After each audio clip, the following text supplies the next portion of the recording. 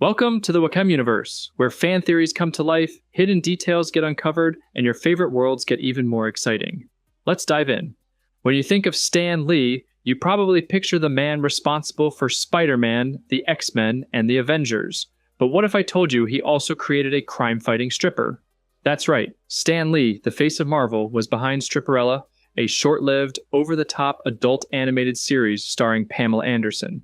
Debuting in 2003 on Spike TV, Stripperella was unlike anything Lee had done before. It followed Erotica Jones, a stripper by night who secretly doubled as a high-tech superheroine. While performing at the Tenderloins Club, she'd overhear criminal activity, then transform into Stripperella to take down villains in the most exaggerated, ridiculous ways possible.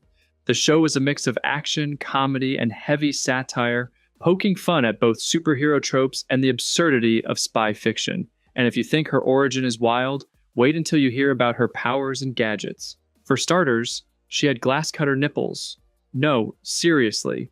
When she activated them, her pasties turned into spinning metal drill bits, which she used to escape traps or break into enemy hideouts.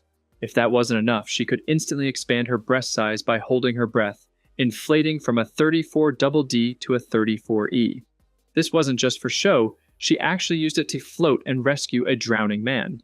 Then there were her lie detector breasts. If someone held them, she could tell whether they were lying. No technology, just natural superhero anatomy. What happened if someone actually lied while holding them? The show never really explained, but that's probably for the best.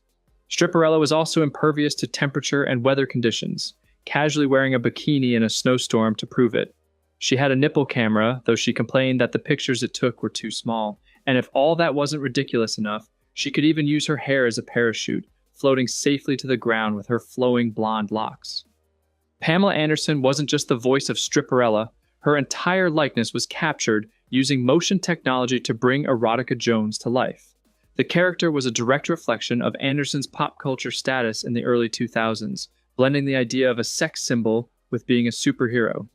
Despite its unique concept, Stripperella only lasted one season, running for 13 episodes before being canceled. The reasons for its downfall were plenty. First, there were creative disagreements behind the scenes. Then, a real-life stripper named Janet Clover sued the creators, claiming they stole her idea after she pitched a similar concept about a crime-fighting exotic dancer. The lawsuit added another layer of controversy, making it even harder for the show to find its footing. But the biggest issue, Stripperella struggled to figure out its audience. Was it meant to be a satire of superhero culture, a comedy for adults, a guilty pleasure show filled with over-the-top action? It never quite settled on a clear identity. The humor often relied on sexual innuendos and exaggerated body proportions, which alienated some viewers who might have been looking for more than just shock value. Critics were divided. Some praised it for its ridiculousness and satirical edge, calling it a fun, self-aware parody of both comic books and spy fiction. Others felt it leaned too heavily on crude jokes and objectification, making it little more than an excuse for animated fan service. But despite its short lifespan, Stripperella left a strange mark on pop culture. It was one of the few adult animated series of the early 2000s that tried something completely out of left field.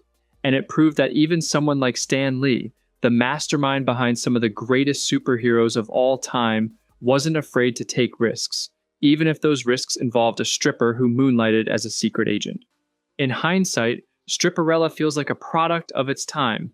The early 2000s were filled with edgy experimental TV shows that pushed boundaries, and this was no exception. It's one of those weird, forgotten relics that make you wonder, was it ahead of its time, or just a bizarre misfire? Either way, it remains one of Stan Lee's strangest and most unexpected creations, proving once again that in the world of comic books and superheroes, anything is possible. Thanks for tuning in to the Wakem universe. If you enjoyed this video, don't forget to like, subscribe, and share your thoughts in the comments below. Until next time, peace.